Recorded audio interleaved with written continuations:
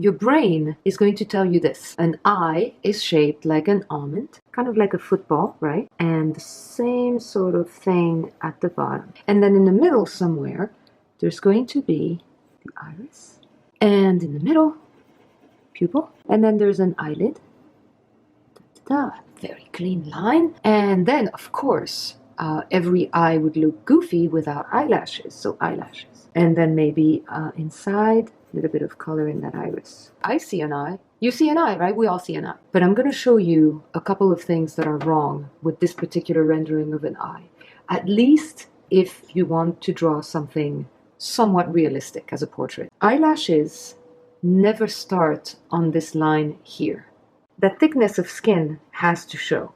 So the eyelashes cannot attach exactly where the eyeball starts. This line here is wrong because this line and this line should never be equal in value because the light is always going to hit in a way that is going to make one dark and one super light. Also, there's a problem with this almond shape. This is what really our brain wants our eyes to look like, and that's fine because, as I said before, we all recognize an eye here.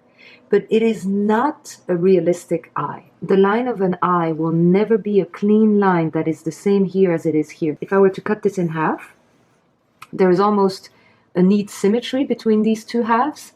It's never like that. When I start drawing an eye, I very rarely go with a curve. I tend to break it into almost straight lines. And I'm going to show you why that approach is a lot more effective. Do not let your brain decide what an eye looks like. The eye that you draw will be decided by what you see, by what your eye sees, not your brain. Try to bypass the middleman here, which is the brain, and go straight from what your eye sees to what your hand is going to draw. I say that at every lesson, but I cannot stress it enough. These were the don'ts, right? We saw that a minute ago. Now, in contrast with that, I'm going to draw a fairly frontal eye, which is going to illustrate basically the opposite of what I did here.